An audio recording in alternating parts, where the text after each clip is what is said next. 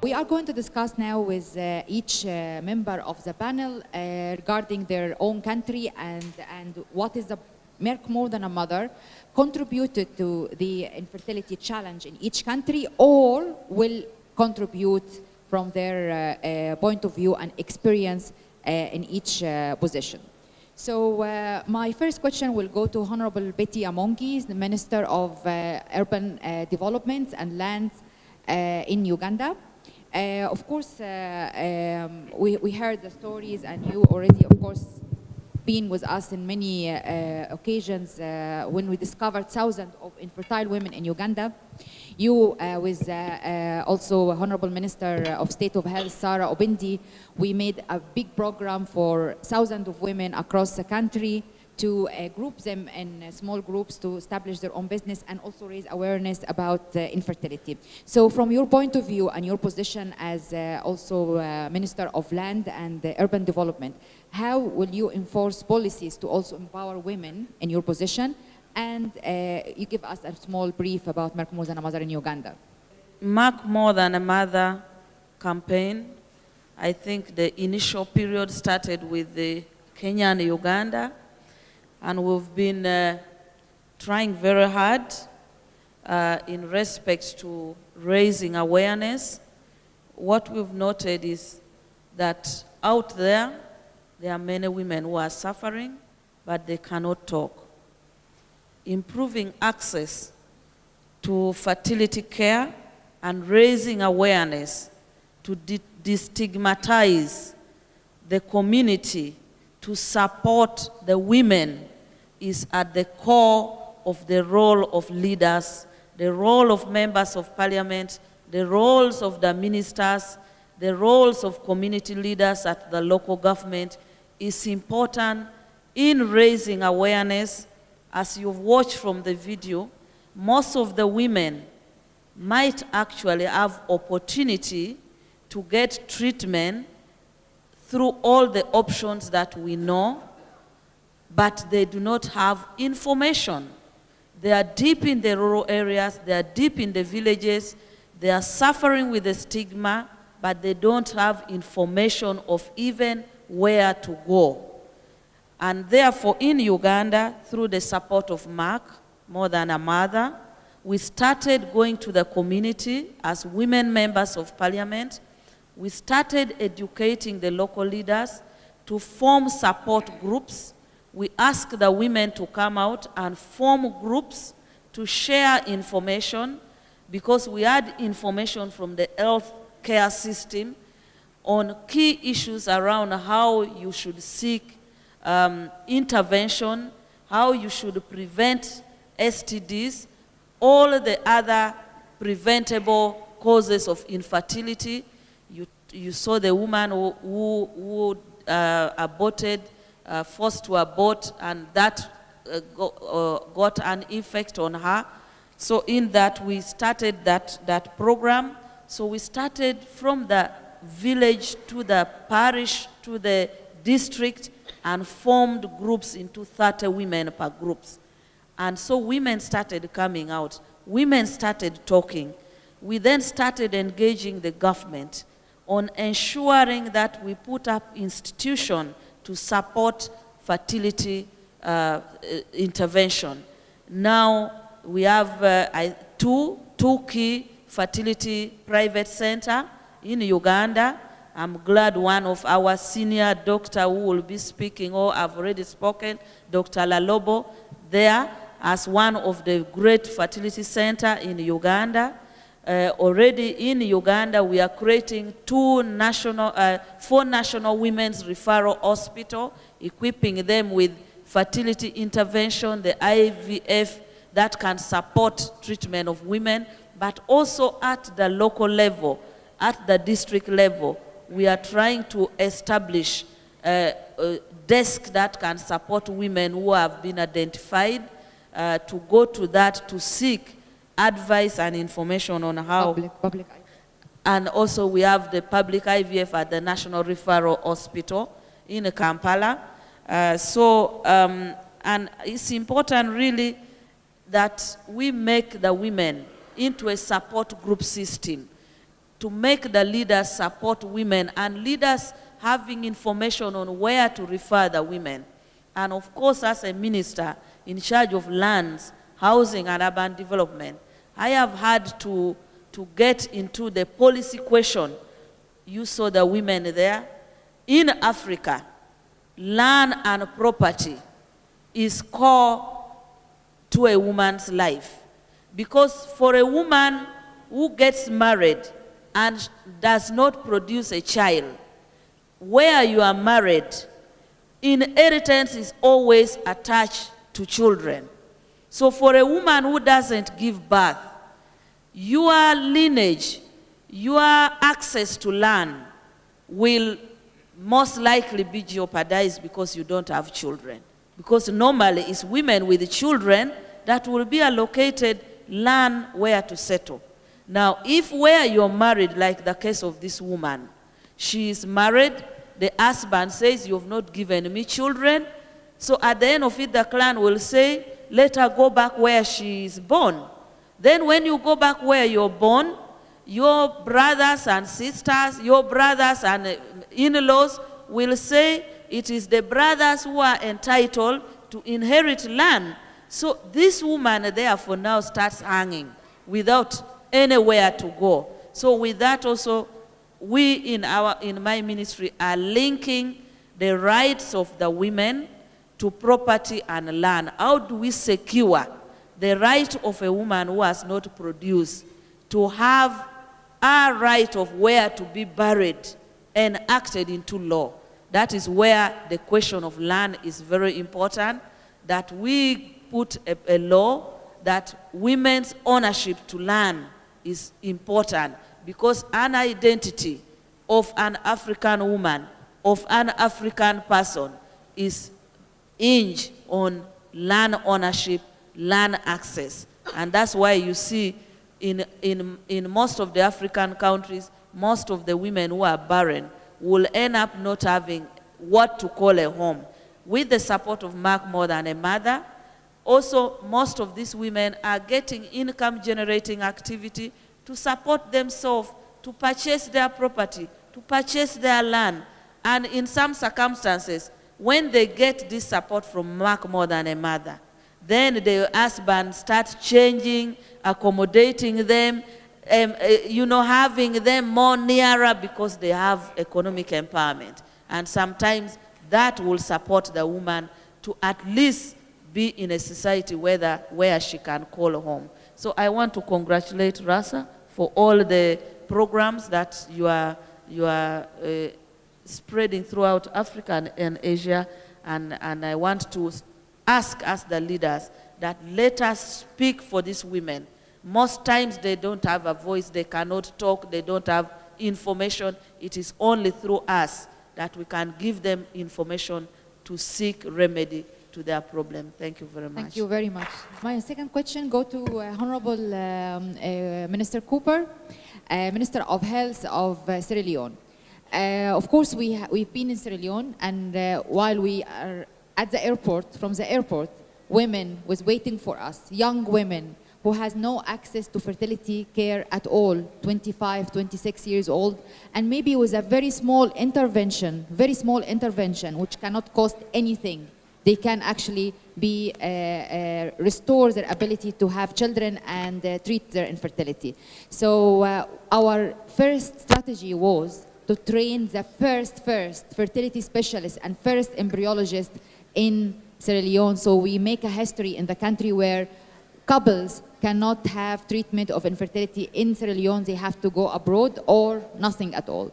So I want your contribution to explain the contribution and your strategy to make access to fertility care happens in Sierra Leone.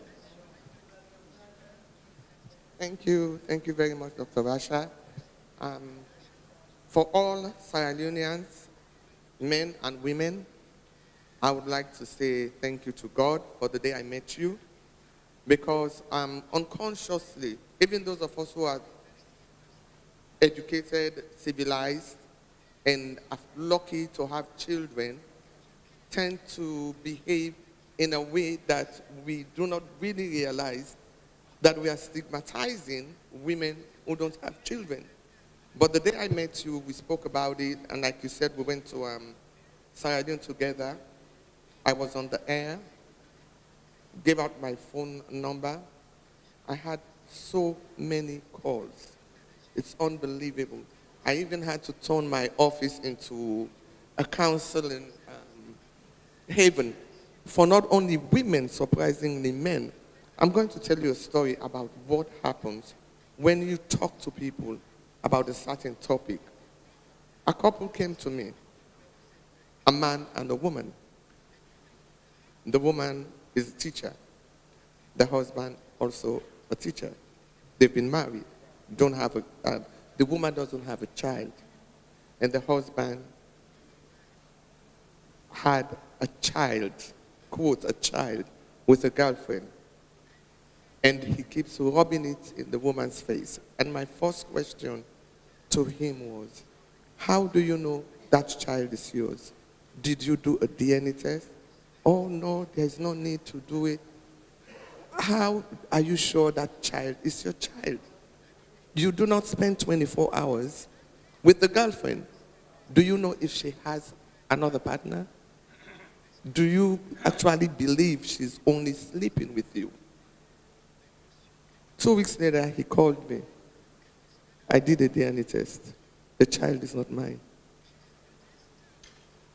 So who has the problem? It's not maybe. It's not only women. Men, African men, have to understand that the problem might not come from a woman. It might not. You might be looking for a child out there, and somebody will say this child is yours, and just because you're hungry, you're anxious to have a child, you'll accept that that child is yours. Another thing that I found out after I went on the radio, TV, talking to people, women started coming up. My husband is looking for a boy. I had to go back and explain. Women, we have only one chromosome, the X. The sex of a child lies on the men. You have XY. The reason why I'm saying all this is because it is very, very, very important. By the time you get back to Sierra Leone, we are ready. We are so ready. You have to make people understand. Stigmatization doesn't only come from not having a child. It comes also if you only can produce, you the woman, can only produce girls. Not my fault. If you cannot give me an X to match the Y, it's not our fault. So men also have to own up, especially African men. The sex of a child does not determine how productive a woman is or how effective you are as a husband. It doesn't. A child is a human being. Mark more than a mother. It's a blessing to Africa. It's a blessing to women. And if men accept that you don't have to be a mother to be a woman, it can also be a blessing to the men. Not everybody is destined to have children. Some people choose not to have children. So for those of us who are fortunate to have children, thank God, we're lucky. We are lucky. You do not ovulate every time. You might keep missing that ovulation period. So we are just lucky. Some people have, simple diseases, very simple. They don't know. Some of us are civilized enough to know how to do perineal care, but you have the woman in the village, in the urban and rural areas, they have to go to the farm. They don't have sanitary accommodations, facilities. They don't know how to wash themselves up. You can go from back to front, not knowing that you're creating an avenue for infectious diseases that can prevent you from having children. So we need to go back to our people. Go back and start. Sierra Leone has a very, very high illiteracy rate. So for us, it's more of teaching. And thank you very much. You already started, Merck More Than a Mother already started training our clinicians. I mean, 2 people have already gone. We are ready. They're here. They're already here. Dr. Sulaiman. The 2 of them are here. Capacity building. The first specialist. Yes. Dr. Conte, a very young guy. Can you stand up? And Sofiane Sisse, all the way from the rural. Both of them young, so they can be able to train. Unfortunately, we don't have that many doctors in Sierra Leone, and most of them are not, well, I can't say they're old, but at least the young ones can keep training and training and training. So for Sierra Leone, we are happy. We will keep teaching. By the time we're ready to start the IVF clinic itself, it's a done deal. We're ready. Men, women, keep coming to me. We are, like I said, ready to receive the first IVF baby. And I believe it will be a girl named after either Rasha or Zulai. Thank you.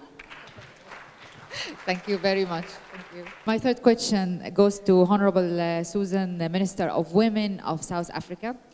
And of course, the first time, as newly, joining us for the first time in Merck events and Merck More Than a Mother. So what do you think about the campaign, and how do you think it will contribute to South Africa in terms of training, or in terms of raising awareness about infertility stigma and breaking the stigma of infertility in South Africa and other African countries? Thank you. Thank you, Sisha, for that question. Thank you for inviting us as South Africa, but also participating in this meeting now. I must say that Merck Foundation and Merck More Than a Mother, one relates it quite clearly to South Africa. I think it's a relevant campaign for us, because issues of health in South Africa are a priority, especially for women. Currently, we're running various programs which intend to address challenges which faced by women, including infertility. And why I'm saying that is that, as my sister from Uganda indicated, one of the critical issues, it's about women in the rural area, but the biggest challenge, it's about stigmatization when it comes to infertility. And as she indicated, it's a problem faced by Africa as a whole. But I also want to qualify that it's not only Africa. This is a global problem for women. It varies in terms of development by various countries. I think in Africa, as we say that, it comes with stigmatization, but also, it also comes with the isolation of women, as indicated in the video, by the immediate family, but also, if you are a married woman, by the in-laws, if you cannot give birth. So I think the key for me is to strengthen the campaigns of advocacy in making sure that we build awareness amongst not only women, including men, because we can continue empowering women as we do all the time. But we also have to build awareness amongst men, because if you don't educate the men too, it means they'll be left behind and continue be in denial. So the campaign of you are running currently becomes very important in the empowerment of women. And what I also like is that it's the empowerment of women, which also includes economic empowerment. Because economic empowerment brings self-esteem, dignity to women. Because part of the problem and the challenge we face also in South Africa is that when women are dependent, they become victims, and they continue to live in abusive relationships because they are unable to take care of themselves. So that's some of the issues which we need to look at. And as a country, that's why health matters have become a priority, including ensuring that women understand they can also go for testing for various STDs. And it's not only women. It's also about educating men to stop being in denial, because they always say when there's infertility, it's women who are infertile, without themselves verifying whether they can give birth as men. So it takes both ways, both men and women. So for me, it becomes important that as we deal with the empowerment of women and making sure that this campaign advances, it will also ensure that we don't leave men behind, because you live with a society which continues to be lopsided towards a blame game towards women, where men think that they are, you know, they are there, they can give birth, when they have not made verification. So I think in South Africa, as we take this campaign forward, it would be right to make sure that also men participate, but also making sure that the campaign itself, it's linked to various health institutions and being promoted in the rural areas, because that's where the major problem is, as we all know. And that's where we find men becoming abusive by thinking that because they paid lobola, and they think that therefore they are entitled and they can provide.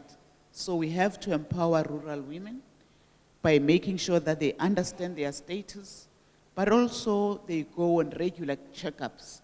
That's what we are doing in South Africa to make sure that we continue advocacy in training women, in making sure that women understand their status, but also in making sure that access to health facility can reach out to rural communities, because that's where we have major problems. And I think that destigmatization campaign or awareness programs are very, very critical. And I like what my sister said, to say using media, radio, in reaching out to our communities become very important, where the various messages can be carried through in ensuring that we reach out to all sectors of our communities. Because if we don't do that, and we don't also skill women, women will continue to be victims in their relationships because they're always at the mercy of men. So training, capacitating women becomes very important for any country. And in South Africa, when we partner with yourselves and the foundation, that would be critical components which we'd like to advance. And not only that, the creation of professionals in these particular areas becomes very, very important in ensuring that we continue to develop capacity in our countries. We're starting this year from this visit or this event to roll out Merck More Than a Mother in Niger. And with very great honor that we have our Her Excellency First Lady to be the champion ambassador for Merck More Than a Mother in the country. So as your role as a Minister of Health, how do you see, first of all, the fertility challenge in Niger, and how you see Merck More Than a Mother will contribute to remove this challenge or the stigma of infertility and improve access to fertility care?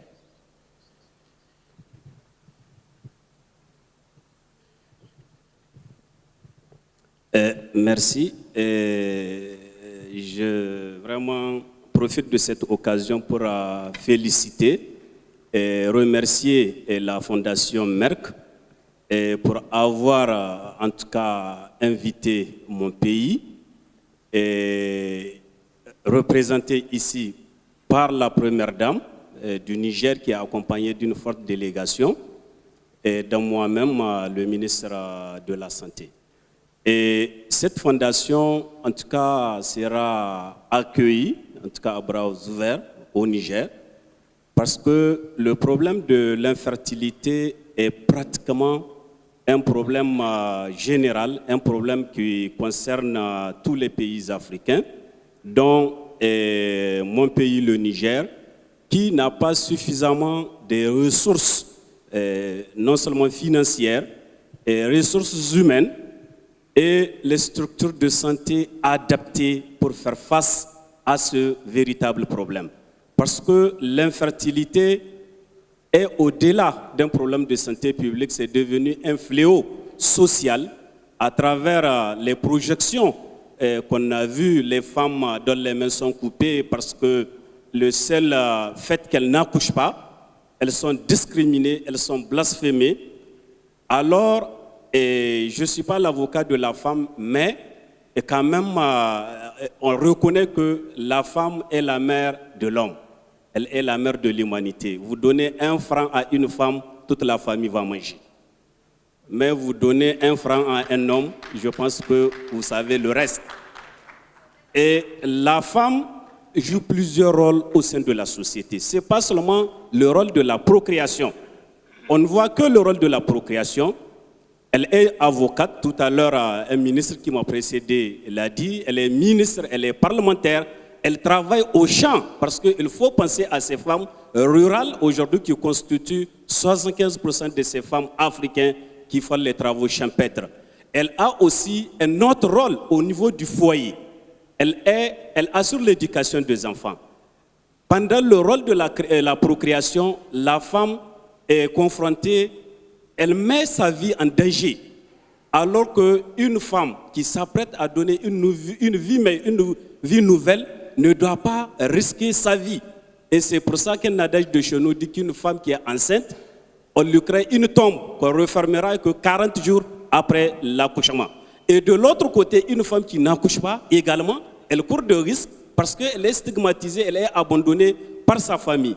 Donc, Merck est au-delà d'une mère. Merck, je pense que c'est une famille pour les femmes infertiles.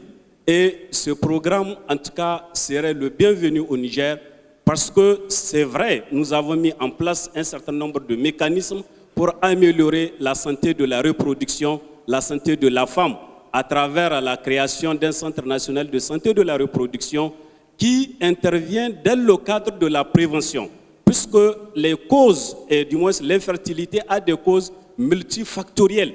Au-delà de la femme, on ne voit que la femme. Il y a également l'homme. Il y a des études qui ont démontré 30% des causes d'infertilité sont liées à la femme, 30% à l'homme, et 20% sont mixtes, la femme et l'homme. Les 20% qui restent, la cause est abstraite. Donc, il faut agir donc, sur les causes, sur les facteurs, à travers la sensibilisation. La sensibilisation ne doit pas être destinée uniquement à la femme. La sensibilisation est adressée aux hommes, à la société tout entière, pour expliquer les différentes causes, les causes qui peuvent être infectieuses, les causes qui peuvent être inflammatoires, les causes, en tout cas les causes multiples qui peuvent en tout cas être à la base de l'infertilité. Donc si ce programme arriverait en tout cas à vraiment atterrir chez nous, je pense que ça va nous aider et à renforcer non seulement la prévention, mais également la prise en charge, parce que nous avons beaucoup de cas d'infertilité dans notre pays et que Merck, en tout cas, serait la bienvenue au Niger. Merci. Thank you very, very much. And that's why we have all this platform. We have the International Federation of Fertility Society with us. We have Africa Fertility Society. So we can discuss in partnership how can we, first, of course, a training for the personnel, the staff who will run these facilities and the IVF or simple fertility clinic, but also the role, that's why my question will go to Professor Leigh Simpson. He is the past president of International Federation of Fertility Societies. All fertility societies across the world under this organization. So he can easily talk to us about how can we start to mobilize maybe a small help or guidance or fund to build small fertility clinics in these countries, giving that the country or the Ministry of Health will give the premises, for example, the land and the building and everything ready just to put some equipment.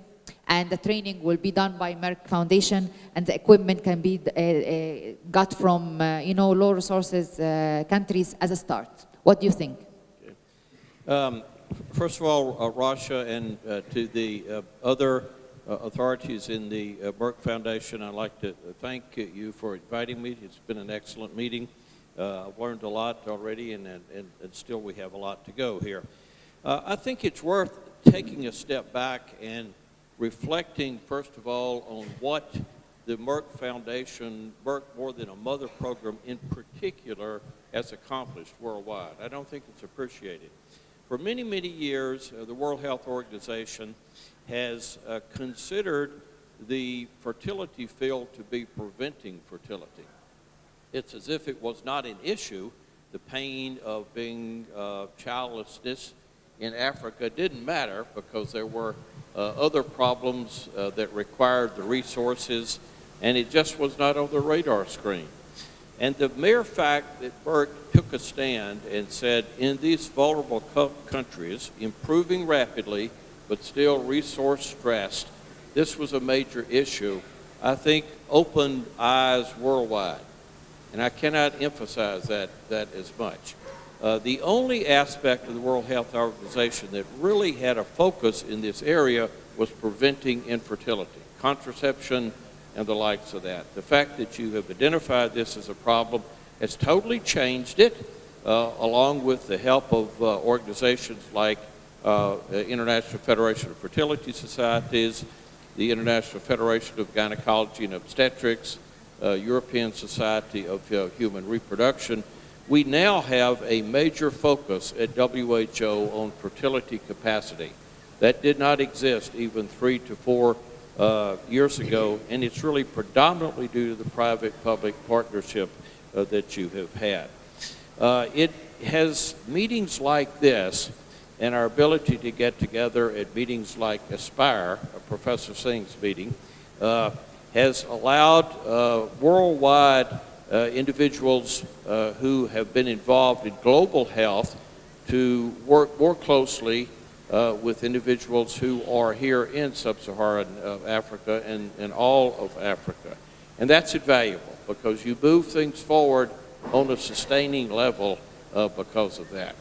And it's because of that capacity that we could begin to lend worldwide exactly the question that you posed. How do we train this? Well, you first of all have to have experts who are capable of doing this.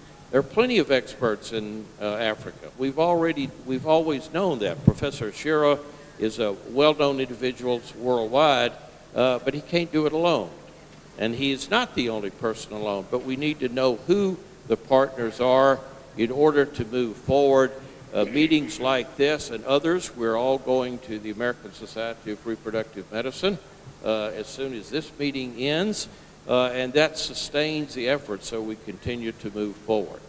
So each of these organizations, our own IFFS, the American Society of Reproductive Medicine, who has novel teaching programs that could be brought to that, FIGO, who has toolkits and the likes of that, all of us need to work together, and you've allowed us to work together on a sustaining basis. The embryology program is simply the paradigm. It's one that we've looked at. It's amazing that the Merck Foundation and your program, Rasha, has realized that it doesn't take training for 5, 10 people. It takes training for huge numbers of individuals because we expect to continually expand the capacity for in vitro fertilization. And once you do that, you have to have a sustaining number of trainees. Yes. Because if one leaves, maybe the entire program stops. Yes. So Americans are famous for coming in and building a small clinic, taking many photographs in a movie and going back home and not returning again until 5 years later. Meanwhile, the equipment is no longer functioning. Their goodwill and intention was not followed up. So you've allowed us to follow up. And finally, I just circled back to say we are at a sustaining level here in which the world has noticed what is being done. for fertility capacity here in Africa. At this stage, we've made so much publicity, we've made so much press and public relations that we are in a cannot fail situation, both from the professional side and from the global health and what your own commitments are. People are looking at us, and we're in a fishbowl, you know, and they're seeing what has been accomplished by individuals here like Professor Ashiru. As soon as we finish establishing the human skills and the training, we will have to look at the infrastructure and how can we sustain that with a small, simple structures in every country, based on the commitment of the government and the Ministry of Health to provide the place and the premises and the management of the premises with the trained and skilled specialists. So my second question will go to Professor Ashiru, the President of Africa Fertility Society, and he joined us the journey of Merck More Than a Mother from the start. I would like to know now, of course, we are, for the first time, we are including the giraffe members, so we can identify how can we roll out the Merck More Than a Mother and the fertility campaign in these countries. So can you give us a small idea, how do you visualize this in 5 minutes? Thank you very much. I cannot but, without repeating what others have said, summarize it in the saying that Merck Foundation, through its Merck More Than a Mother programs, have been a catalyst for the awareness and the rejuvenation for infertility elimination in Africa. And they deserve a round of applause for this. But without wasting time, let me say that the movement has to be in 4 areas. We can go from bottom to top or back. Right now, we're talking about awareness. My experience, and because we have first ladies here, they are the key instrument to this campaign, because we all know that every country is governed by a president in Africa. But the presidents are the head of government. But the real power behind every throne are the ladies. So we celebrate them and we hope they will help in this campaign. Because in Nigeria, just by the First Lady being aware of this and hosting Merck More Than a Mother, all the governors' wives were there at this meeting, and now there is increased sensitization. But what are we sensitizing? The newspaper in Nigeria has now made me to write a column every week on preventive factors on infertility. Let me just give you a few that will shock you. A lady in my own clinic was going through IVF, which is what we want to develop to treat infertility, on 4 occasions, but she never made it.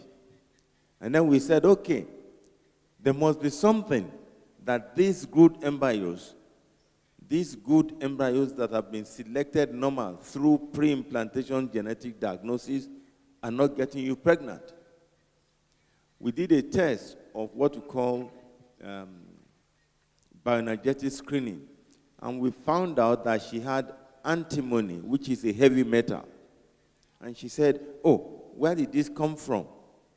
And we found out that these are present in the rubbers that are used to cover the pedals of a car. When you drive the car and you press on the pedal or the brake, those rubbers have antimony. And she said, yes. When she goes to drive, she removes her shoes and she drives with bare feet. When these were removed from her,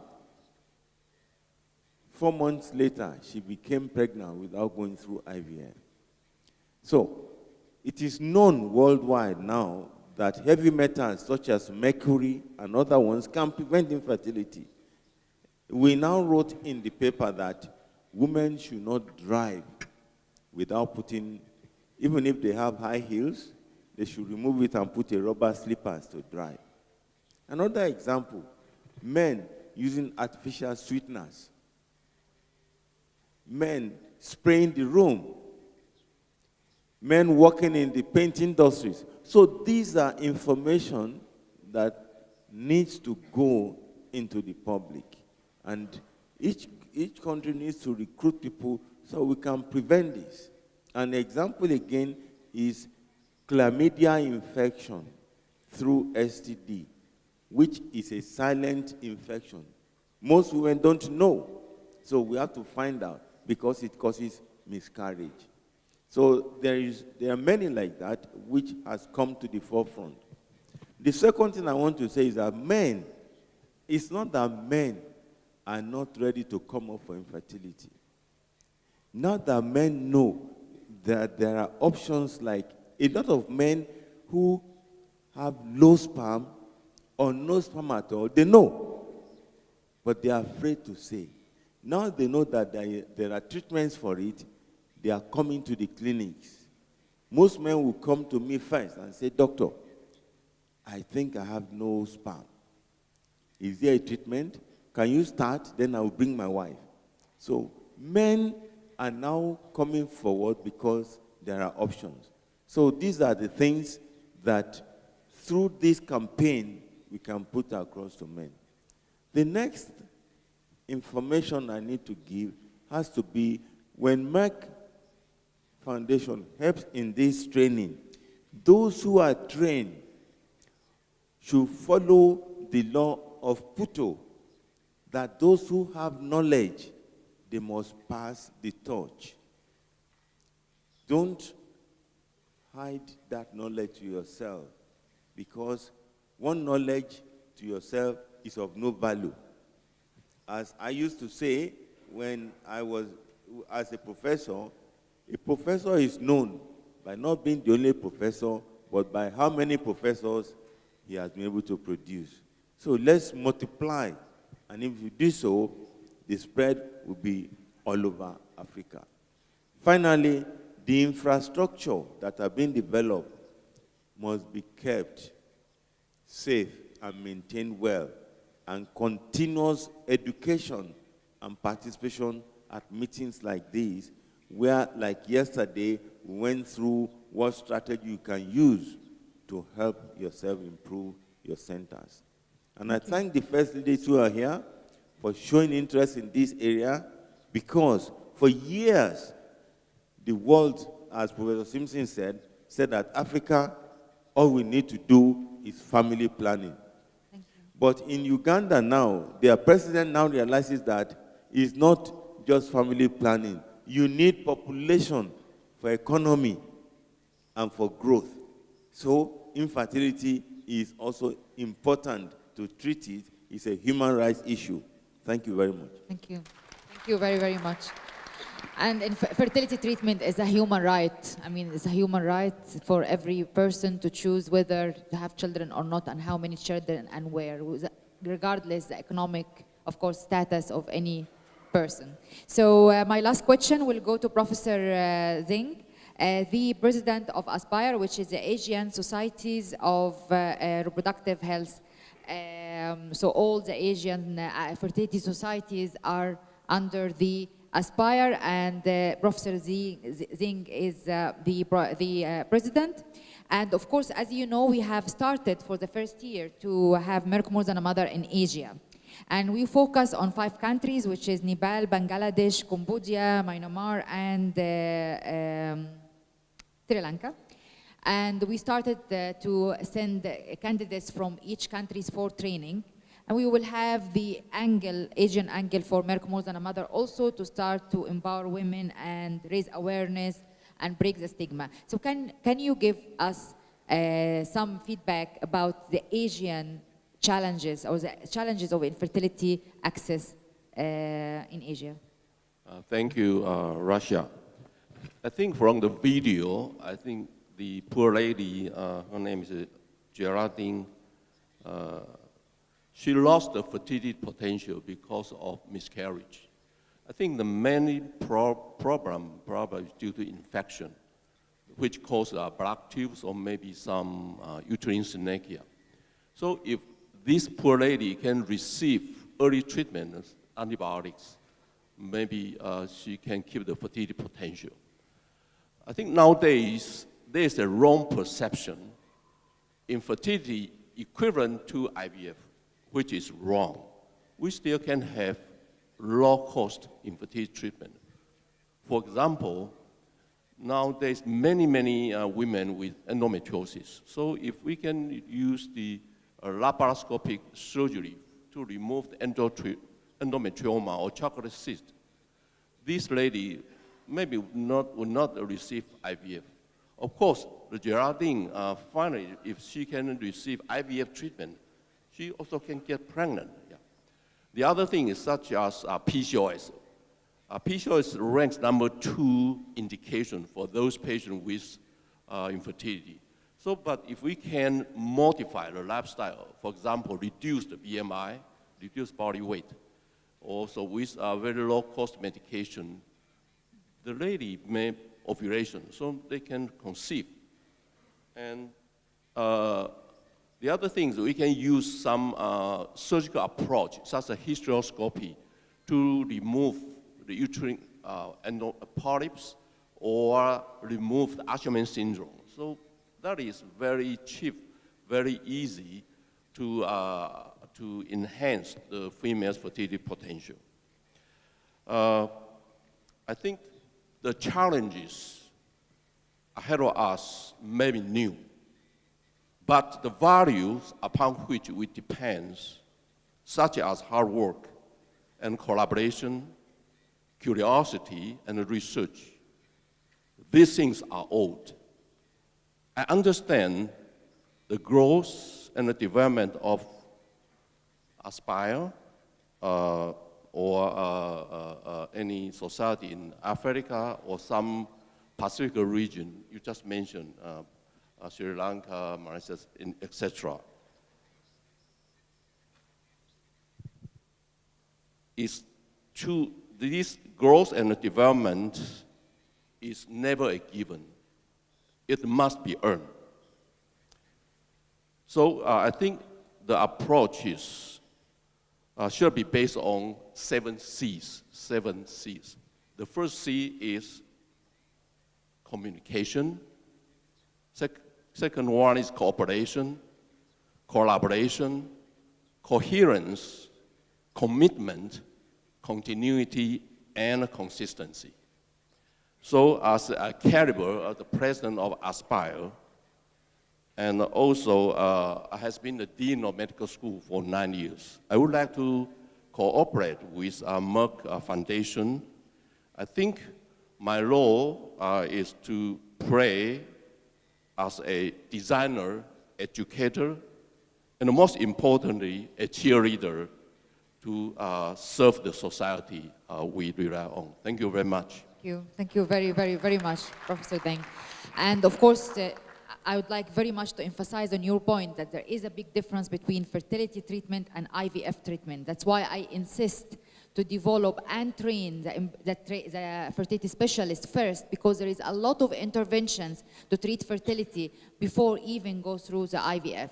And then, of course, in the future, you can have the IVF center. But developing a small fertility clinic, it's a very simple, does not even cost anything, and it needs only a well-trained fertility specialist to raise awareness about prevention and treatment and do the interventions, the small interventions needed.